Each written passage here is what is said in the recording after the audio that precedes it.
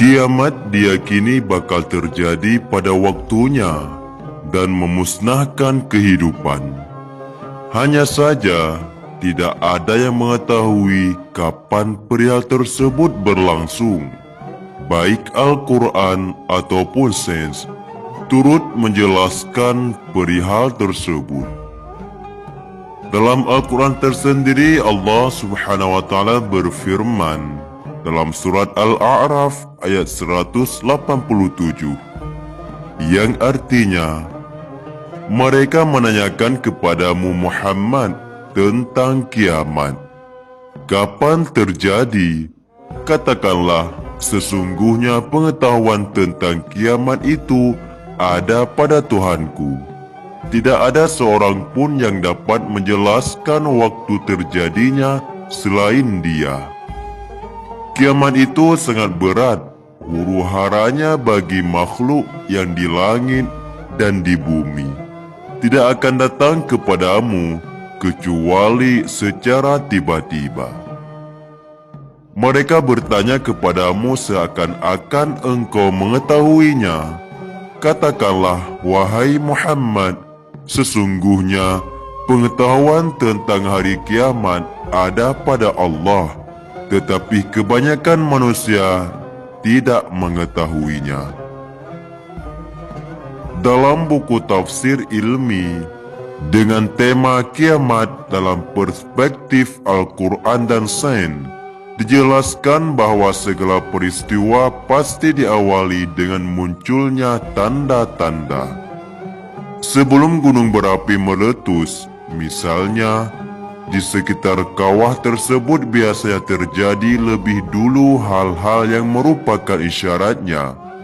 Tanda-tanda itu seperti udara semakin panas, dedaunan mengering, hewan-hewan turun gunung, munculnya semburan asap di kawah, dan sebagainya. Bila peristiwa seperti gunung api meletus itu memiliki tanda-tanda, maka kiamat yang merupakan peristiwa besar juga demikian. Tentang tanda fisik kiamat di bumi, bahasa tentang kerusakan di darat dan di laut adalah topik yang tidak bisa dilewatkan. Secara kasat mata dapat dirasakan bahwa bumi semakin rusak. Hal ini bisa dilihat dari hutan yang semakin gundul dan mengakibatkan tanah longsor dan banjir di mana-mana. Dalam Al-Quran surat Ar-Rum ayat 41, Allah Subhanahu wa Ta'ala juga berfirman, telah tampak kerusakan di darat dan di laut disebabkan karena perbuatan tangan manusia, supaya Allah merasakan kepada mereka sebagian dari akibat perbuatan mereka, agar mereka kembali ke jalan yang benar. Adapun tanda-tanda kiamat dalam buku tafsir ilmi Kiamat dalam Perspektif Al-Quran dan Sains yang disusun oleh Lajnah Pentesihah Mushaf Al-Quran, Badan Litbak dan Diklat Kementerian Agama Republik Indonesia dengan Lembaga Ilmu Pengetahuan Indonesia mengungkapkan mengenai keadaan bumi pada hari kiamat. Ada tanda-tanda yang bisa diamati oleh mata manusia sebelum terjadinya kiamat. Ilmuwan bahkan telah mengemukakan skema-skema yang terjadi seperti bumi bertabrakan dengan planet-planet lain atau hantaman asteroid dan sebagainya. Adapun skema atau teori yang diungkapkan ilmuwan tentang kekacauan besar yang akan dialami oleh bumi. Salah satunya ialah guncangan yang dahsyat yang terjadi di bumi. Ayat Al-Quran telah mengungkapkan mengenai peristiwa kiamat tersebut. Salah satunya dalam surat Al-Zalzalah ayat 1-2. Allah Subhanahu wa Ta'ala berfirman, apabila bumi digoncangkan dengan goncangan yang dahsyat, dan bumi telah mengeluarkan beban-beban berat yang dikandungnya. Kata Al-Zalzalah, yaitu guncangan yang dahsyat, adalah isim masdar bentuk kata benda dari zalzala yuzalzilu zalzalatan yang menguncangkan. Dengan demikian, Az-Zalzalah berarti guncangan.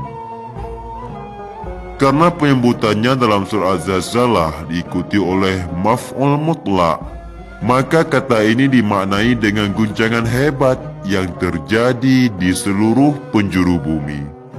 Selain terjadinya guncangan di seluruh penjuru bumi, salah satu tanda kiamat ialah terbitnya matahari dari arah barat. Para ilmuwan menyadari bahwa jumlah hari dalam setahun menurun dari waktu ke waktu dan menemukan bahwa satu-satunya penjelasan dari penurunan ini adalah penurunan kecepatan rotasi bumi pada porosnya di depan matahari. Proyeksi grafik masa depan di proses penurunan kecepatan rotasi bumi mengungkapkan bahwa proses ini akan memaksa bumi berputar pada arah yang berlawanan dari timur ke barat. Ini adalah salah satu tanda-tanda kiamat besar seperti nubuat Nabi Muhammad SAW. Rasulullah SAW bersabda, "Tidak akan terjadi kiamat sehingga matahari terbit dari sebelah barat. Jika ia telah terbit, lalu manusia menyaksikan, maka semua orang akan beriman. Ketika itu, tidaklah bermanfaat lagi bagi iman seseorang yang belum beriman sebelum itu, atau dia belum mengusahakan kebaikan dalam masa imannya." Adapun tanda kiamat yang hampir tiba adalah Ad-Dajjal akan dibunuh oleh Nabi Isa alaihissalam dengan menggunakan tombak yang dicucuk tepat mengenai dadanya di hadapan Baitul Maqdis. Setelah 3 tahun Ad-Dajjal dibunuh, akan keluar pula Ya'juj dan Ma'juj. Bilangan Ya'juj dan Ma'juj ini sangat banyak karena dikatakan satu Ya'juj dan Ma'juj boleh melahirkan hingga 1000 Ya'juj dan Ma'juj lainnya. Ya'juj dan Ma'juj akan memakan segala tumbuh-tumbuhan dan hewan-hewan ternak yang berada di atas muka bumi ini. Kelebihan yang Allah berikan kepada Ya'juj dan Ma'juj ini adalah mereka tidak dapat dibunuh dengan apa cara sekalipun melainkan dengan izin dari Allah Subhanahu wa taala. Penyakit kulat yang Allah turunkan kepada Ya'juj dan Ma'juj atas asbab doa dari Nabi Isa alaihissalam, itulah yang akan membunuh mereka. Betapa banyaknya bilangan bangkai Ya'juj dan Ma'juj yang bergelimpangan di atas muka bumi ini sehingga tidak menampakkan tanah dan bau busuk yang bertebaran atas muka bumi ini, serta semua binatang yang memakan bangkai menjadi gemuk-gemuk belaka. Setelah Nabi Isa alaihissalam berdoa kepada Allah, diturunkan hujan sehingga banjir, dan banjir tersebut membawa ke semua bangkai-bangkai Ya'juj dan Ma'juj ke lautan. Barulah bumi ini pada ketika itu menjadi bersih dan tumbuh-tumbuhan tumbuh dengan suburnya, serta bumi ini menjadi sangat indah. Dikatakan pada ketika itu, segala buah-buahan yang tumbuh menjadi sangat luar biasa, sehingga dikatakan juga satu buah delima tumbuh dengan besarnya sebesar kubah masjid, dan isinya boleh dimakan sekian ramainya orang pada ketika itu. Satu tangkai anggur dikatakan juga boleh dimakan sehingga kenyang. Setelah bumi ini dipenuhi dengan keindahan tumbuh-tumbuhan, Allah Subhanahu wa taala mencabut segala perasaan hasad, dengki, dan iri hati terhadap sesama manusia. satu sifat kemesraan antara makhluk dengan makhluk, sehingga pada waktu itu dikatakan singa boleh berjalan dengan lembu, harimau boleh berjalan dengan unta, serigala boleh berjalan dengan kambing. Bahkan dikatakan di dalam hadis, anak-anak kecil boleh bermain dengan ular dan tangan kanak-kanak tersebut boleh memasukkan ke dalam mulutnya ular. Ketika kemesraan antara manusia sesama manusia, hewan sesama hewan, sehingga tiada pembunuhan yang berlaku, barulah Nabi Isa alaihissalam meninggal dunia. Kemudian Allah menghantarkan angin lembut untuk menarik nyawa setiap orang-orang yang beriman. Sebelum ditarik nyawa orang-orang beriman, tiada lagi manusia yang sibuk mengejar dunia. Pada waktu itu, kita tidak dapat menjumpai orang yang ingin menerima sedekah karena tiada lagi sifat rakus terhadap dunia.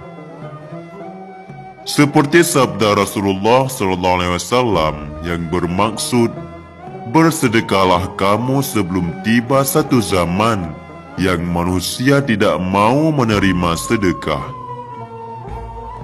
Setelah kesemua orang-orang beriman meninggal dunia, barulah Allah akan mengangkat Al-Quran sehingga tiada satu orang pun yang akan menyebut dan melafazkan nama Allah.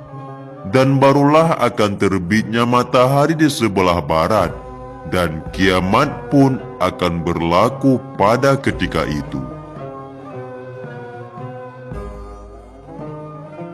Semoga Allah Subhanahu wa Ta'ala menyelamatkan kita dan juga keturunan kita dari termasuk dalam golongan fitnah Ad-Dajjal serta fitnah Ya'juj dan Ma'juj, juga tidak tergolong dalam golongan orang-orang akhir zaman yang pada ketika itu hidup tidak ada lagi yang menyebut dan melafazkan nama Allah Subhanahu wa Ta'ala.